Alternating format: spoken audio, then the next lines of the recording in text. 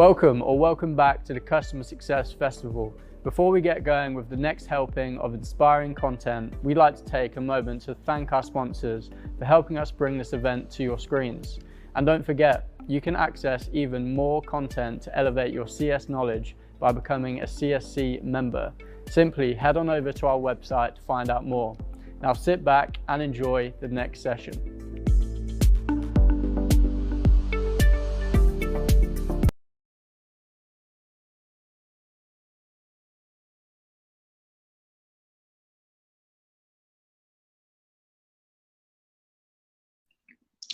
Hello everyone and welcome back to the Customer Success Festival. So today we're joined by Palak, who is actually the CEO and founder of IrisAgent, and she's got a really great topic to be discussing today. But before we get going, I'd like to ask everyone tuning in today to let us know where you're joining in from, and also we'll be hosting a live Q&A at the end of the session. So make sure to post your questions in the chat box and then we'll spend some time answering your question. So without further ado, I hand you over to Palak, our presenter for today. Thanks.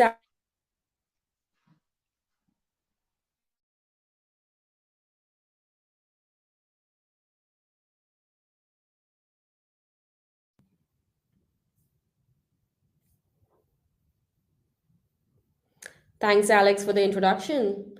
Hi, everyone. Looks like we have folks from all over the country and some other countries as well. I see Canada.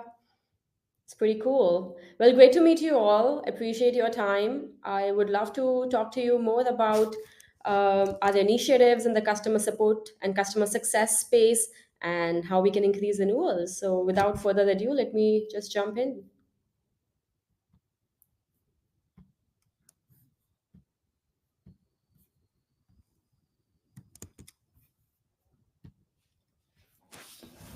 All right. I'm Palak Dalal Bhatia. I am the founder and CEO of IrisAgent. Today, I will be talking about how to increase renewals and prevent at-risk accounts by using proactive AI-powered support automation. This is a talk which will be at the intersection of customer success and support and product management and engineering. So bringing all the siloed functions together for the service of customers. Before we start, a little bit about me.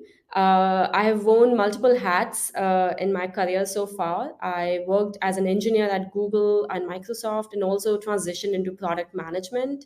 I also was an investor in the venture capital industry where I saw companies being built from an idea stage to building meaningful businesses. Now I'm building IrisAgent as an entrepreneur. I'm the chief customer success manager for the company, working very closely with customers across multiple platforms. Here at IrisAgent, we are the AI-powered customer support operations platform. All right. So before we even go into how does support ops helps, what is support ops automation? You might ask. It is a philosophy and a business strategy. It is and in technology that is at the core of it, and it automates business processes, rules, workflows that are designed to bridge this gap between frontline customer-facing functions and back-end technology functions. It delivers actionable insights about issues which are impacting customers bringing those issues and actionable insights to service, support, and customer success teams. And the end goal here is how do we deliver timely and accurate action items and resolutions for customers, as well as how do we enable reporting and analytics, which gives different stakeholders visibility into the top issues that are impacting customers. It gives a paradigm about how to prioritize different issues and what steps to take, how to look into the backlog and understand what issues are impacting most customers in a timely manner before the issue escalates to a larger problem. What are some of the problems with support ops today? It is pretty reactive and it is siloed. Organizations are getting more and more complex. To give an example, if customer in today's software-oriented world faces a product issue, they reactively log a ticket. That ticket might escalate to customer support and success. Even though there is an engineering team which is using all the fancy tools and technology, is working on that exact same problem and they have isolated the issue, often there's a silo between the customer success and the engineering team. The customer success and support teams might not know about that issue. They might not have access to the amazing DevOps tools and technologies that are available at organizations dispensed today. As a result, there would be a lot of manual back and forth. There would be Slack communications, ticket being transferred from one platform to the other, all the while the customer is waiting to find an answer to a problem that they expect the people interfacing with them to know about. There's also a lot of effort which is needed from the customer's end to understand the problem and see how the issues that they're having. They expect people to know about the problems that they are talking about, as opposed to them having to share screenshots and updates and different messages to actually convey what is going on. So this is why support ops automation is a must-have. In today's world, customers demand immediate resolution. The world is also moving towards product-led growth (PLG). In PLG mode, there's a lot of bottoms-up adoption. So first of all, the business scales at an exponential rate. There are more and more support tickets coming in, more customers to onboard, more onboarding to be done. You need to ensure that customers are actually meeting the milestones that you have for the product, and they can basically self-help themselves as they're trying to derive value from your products. The second thing which makes it even more complex is engineering and DevOps are using amazing technologies and tools like Kubernetes and containers, which are ensuring that products are being launched to production. New releases are being launched, if not at a weekly or monthly level, but even at a daily level. So there are new features which are being launched to customers, and often the customer facing teams, be it support, customer success, account managers, they're unaware of those latest updates and releases.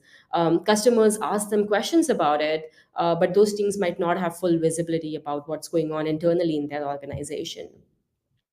This also brings to the topic of the time to value. As we're launching these features, customers do expect that these features get communicated with customers. They want to know about what's the latest, how they can derive more value from their products. And then lastly, modern SaaS businesses have their own complexity. There are amazing tools and technologies available, but all of them are solving a point solution. So success might have point tools that they're working within. They have their own data silo. Support might be working in their own silo of tools and technologies. Product might be working in their own tools and technologies. All of those tools are amazing at doing at doing the job that they're assigned to be doing, but they don't talk well with each other. If there is an anomaly or an alert in one system, other functions might not know about it. All of it makes it very complex to manage demands of customers in today's scale, as well as at the pace at which things are progressing. Another set of challenges that come in without support automation, especially when we are talking about delivering and helping customers, one is it's hard to scale. In the PLG world where the business scales, new customers are signing up with very minimal effort. As new issues come up, support and success teams don't have the full tools and technologies available to actually scale with them. Secondly, there are silos in the organization, as we talked about. If there is a bug which engineering is working on, support and success might not know about it. They might not know that the customer that they're actually talking with is impacted by the exact same bug. They might not know what's the ETA, when is it getting launched, and vice versa. There's a lot of valuable feedback in support and success conversations with customers about what's working well, what's not working well. Even the way in which customers talk about their issues, the language that they use, they might be conveying important information. Are they looking at competitors' tools? Are they having issues with their own customers in production because of this subscription, and so on? Such important feedback does not get incorporated into the product roadmap. This might lead into improper customer onboarding. So, without full information about customer pain points across their journey, the onboarding suffers. And if customers are not getting the full value, this might result in churn as well. And finally, lots of manual processes. Often, support teams might be tagging tickets manually, prioritizing them, answering common repetitive questions that come in. AI has advanced quite a bit to automate a lot of these activities so that teams are freed up to work on real complex issues. All right. Cool. So let's get into the solution. So what is support ops automation? What are the main components of it? So first of all, the one main component of the support ops solution is the voice of the customer. Customer is at the center of the solution. So it's important to know what issues they're having, not just what they're talking about, but also what are the issues that they're having on the back end side of things, what bugs are impacting them, how are they using the product, are there areas in their product journey that they're struggling with. How can we surface all of this information in a pretty efficient manner so that the right teams have the right knowledge?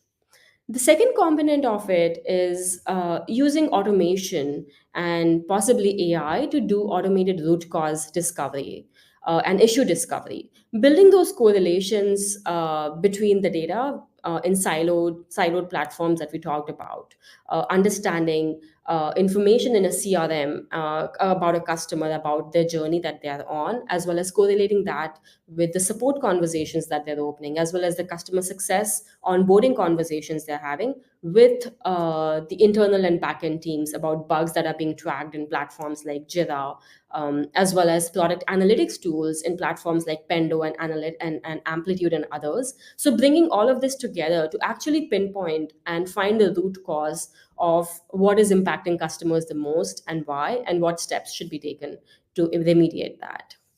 The third component of that is how do we help the CSMs and the agents who are assisting the customers? How do we use AI to sometimes even automatically respond to them? For some of the simple repetitive questions or questions which multiple customers are asking about the same issue, can we use AI and pattern recognition to deliver responses without needing a lot of human intervention or time spent by the agents on those customers' accounts? And then finally, customers expect real-time responses. Solution organizations internally need to have a platform where they can get real-time alerts and analytics about top issues which are impacting customers, be alerted when there is a solution, when there is an issue which is building up, an incident which is building up, which has a potential to impact multiple customers unless someone intervenes and tries to solve that problem. Yeah, so that's in a nutshell the four main solutions of the support ops automation platform. How do we get started? All of this sounds pretty good theoretically, but it takes a lot of time for an organization to be ready for it, deliver it, and finally deliver value to customers. We published a white paper on this as well, as to what are the five or three main components which are involved in being prepared to adopt a technology such as this. The first component of it is you need to first assess how ready is the organization for a solution like this. Many of these initiatives begin at the top level. Is your CXO, your executive C-suite, prioritizing this as a top priority? Because often initiatives that involve multiple functions in an organization, it's always better to have a sponsor at the highest level who is proposing and who's helping and supporting this initiative. So the best way to do that would be, to have an honest conversation with somebody in the leadership and understand what are the top priorities that they have and how we can help prioritize that internally in the team and cross functionally as well. The second thing is about establishing processes. So, do the different functions in the organization have the right processes in place to communicate information? Are they meeting bi-weekly, monthly? Are they sharing important blockers, wins and losses across different functions? Different companies have different modes of putting this in practice. With real-time communication tools like Slack and others, this has become better and easier, but it also creates more noise in the organization. We need processes which are efficient and streamlined, with clear action items, as opposed to going to it's difficult for somebody to go into the depth about a cross-functional team. You need to be able to understand what the top priorities and blockers are and see what are those integration points in technology. Often platforms have APIs. It's a very similar analogy where different teams need to have a certain level of communication with other teams where they're sharing key components of their work, which is around what are their blockers, what information do I need to send out to my peers, which is important for them to deliver on what they're doing together for the service of customers. And finally, delivering technology. So often the systems that different functions are using, they do not have integrations with each other. Without those integrations, the processes and the organizational and people readiness would have a lot of inefficiencies in them. With good technology, you're ensuring that data is flowing from one end to the other, and not just the data flowing, but also being able to identify when something needs immediate attention and when something is just need to know. So ensuring those data touch points as well as flow of data between different platforms, and then finally alerting as well. So identifying anomalies in those systems, identifying action items as opposed to just more data and more noise to look at, and identifying those action items, and then establishing processes and playbooks that need to be taken. To give an example, if there is an incident that is triggering in your pager duty on the back end side of things, there needs to be a playbook in the organization which lays out all the steps that need to be taken by different functions. The playbook could include things like identifying who the stakeholders are of those incidents, preferably automatically. Secondly, identifying who are the customers who are impacted by those. Thirdly, would be what will be the resolution step. And then, most importantly, what is the touch point with customers? Once you have established who are the customers who are being impacted by that issue, we need to ensure that those customers are being communicated about that incident at different stages of that incident. Sometimes that incident might originate because a customer actually reported an issue. Sometimes that incident might be discovered because an alert fired in your backend systems. Whatever be the source of that incident, it's important to establish that playbook, which can ensure that customers are being taken care of, their SLAs are being met, they're being communicated transparently about different issues that are going on in the system, and what they can expect as a solution and a resolution, and in what time frame. There are different stakeholders involved in that simple process of an incident management, from customer success, support, product, and DevOps. And because of all of this, I go back to the initial point. It's important to have a prioritization for this effort from the leadership level in establishing those playbooks and tools and technologies needed to deliver this successfully. Cool. One other component that goes into managing renewals and identifying at-risk account is having a full view of those customers across the different siloed platforms that we talked about. What are the important things to know about the health of a customer?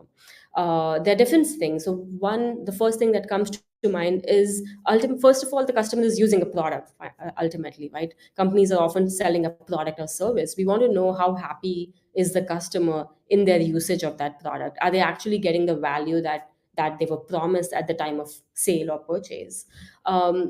Thankfully, we have amazing tools and technologies which are telling us exactly that how engaged is the customer with the product, who are the main users in their organization that are actually using the product, as well as other signals. So the second signal is, what communications are they having on their support and success platforms? Are they opening a lot of support cases? Are many of those support cases escalating to engineering because they're encountering bugs or performance issues? Thirdly is, what is their sentiment? Ultimately, a lot of things boil down to how is the customer feeling about your product, right? And it's hard to gauge the sentiment just by talking to them. Of course, we need the qualitative signals that are coming in from customer conversations, proactive outreach, but also what is something that they're not sharing, what is something that we can read between the lines based on the sentiment that they're sharing from the language that they're using. If they use words like ASAP and urgent, or talking about competitors' product, that means even though they might be saying that things are okay, they might still be considering other options. And then finally, what is the business impact of that customer? What is their annual contract value? When are they up for renewal? Who are the different? Are they thinking about upgrading or downgrading their licenses based on the growth or decline in the licenses that they're having?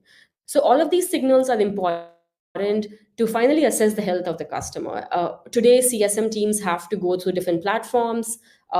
Sometimes they don't even have access to those platforms because of the processes in the system, in the organization. So it's important to have one single view where you can see the health of the customer, see all the important information about the customer, takeaways from the previous meetings, action items, so that when you're meeting the customer next, you have all those information at your fingertips. You can empathize better with the customers. And then finally, there's also need for a dashboard where you can know who are the customers who really need your attention. In today's PLG world where the customer base is growing, it's important to prioritize ultimately. So you need to understand which customers are struggling the most, where you need to spend most of your time on what topics, who internally in the organization has the most power to actually address that issue. If there is a bug or a feature request that they had asked for, could you just directly talk to that person, understand what is the priority of that issue, and then communicate that transparently with customers. Yeah, so we talked about some of these key use cases, so understanding the voice of the customer, understanding their risk, ensuring that you're renewing accounts by getting the most information about their pain points, automating workflows, creating bidirectional workflows between different siloed functions in the organization. So if a customer's health score drops, we need to alert all the agents who are working on the cases opened by that particular customer. We want to alert all the product managers who are working on feature requests that customer actually requested for. So creating all these workflows and data pipeline is important to finally help the customer. Correlations. This is a lot of information for the human to process. Which is coming from all these siloed platforms. Can AI actually build machine learning models where we can surface important correlations so that your teams can focus on the most important items? And then integrations are important. You need to have integrations between your support, bug tracking, CRM, analytics, incident management, and knowledge based platforms. These tools need to talk to each other. You need to have workflows where important alerts in any particular tool are being communicated to the functions in different organizations. All right, so this is what visually it looks like. We have a support app ops platform, which can basically plug holes between these platforms, can create workflows, ensure that customers are getting their resolutions in an instantaneous fashion. The CSMs and support reps, they are getting actionable insights about the backlogs and issues that they are working on. And then finally, bringing analytics and insights to the leadership and management about what are the top issues, how much business is at stake because of different issues that the teams are working on. How do we get started? So first of all, you need to establish what is the value of going down this path before even you start on this journey. We have an ROI calculator where you can input things like how many customers you have, how many support tickets you have, how many bugs and escalations are you seeing. And based on some of those metrics, which are highly personalized to you, you could estimate what could be an ROI of an AI powered support ops platform. And then make a decision from a business perspective that do you have a business case to go down this path. And if the decision after that ROI calculator is yes, then it's about assessing the maturity as well as the readiness of your organization on different dimensions.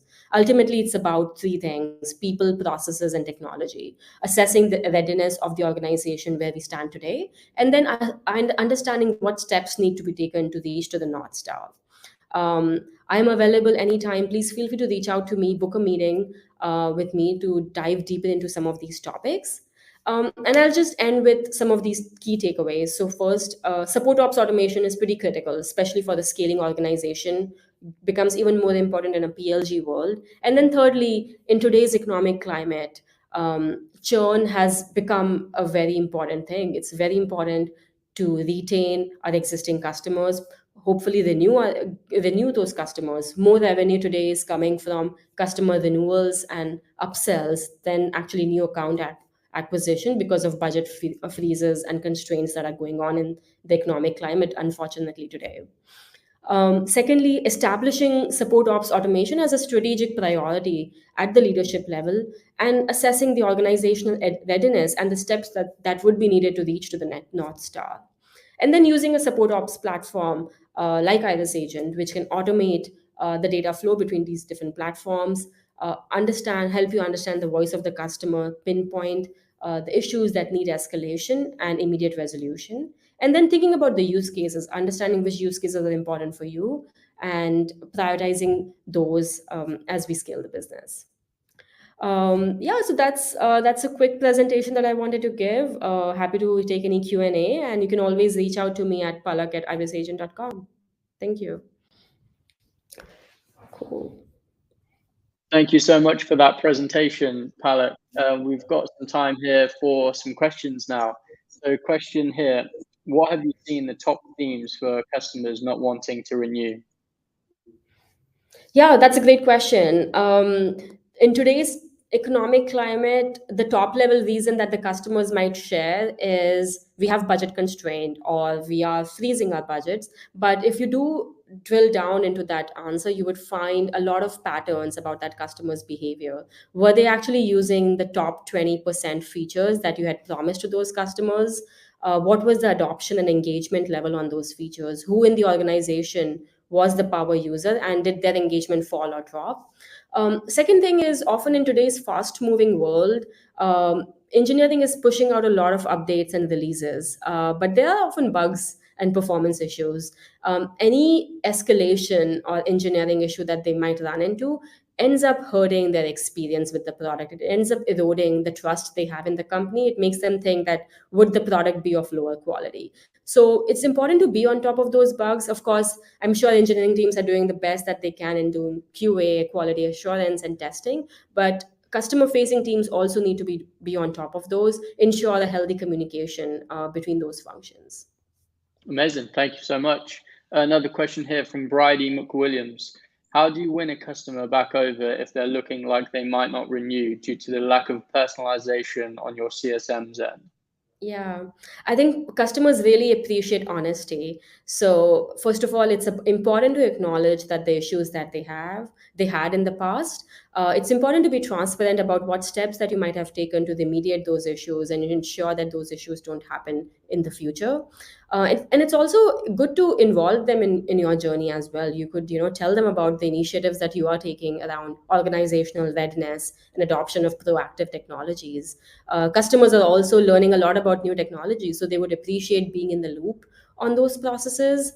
And then often case studies also go a long way. So if you have seen a reversal of customer sentiment with other accounts, it's important to share those, have them talk to those references. Yeah, so I think if a customer is unhappy, it's important to rally the entire team and the organization around that customer. And like every organization, everyone would have some political bureaucracy and hierarchies among them, just like we might ourselves have in our companies. So it's important to identify who are those sponsors, decision makers, champions in those organizations. What are their personal priorities as they think about growing in their career, and aligning the value that we deliver with those priorities.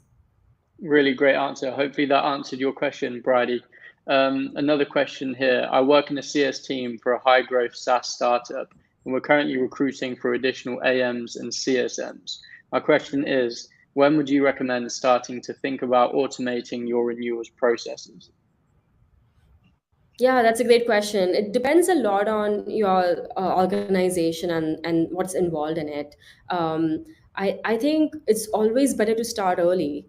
Even if you're not using the technology by the entirety of your organization, often changes are hard to make in an organization. If you're in the process of just starting a team or growing the team, it's always best to start incorporating the technology early on. And today, most SaaS subscriptions like ours are based on a usage model. So you don't have to pay for the entire team. You can start with one or two users in the organization, try it out, experiment how it works out, and then grow into the organization, just like we are selling products into our customers' organization on a usage basis. And it's a journey, right? So it's always good to pilot and try out these things and see how it helps before going full-fledged into it.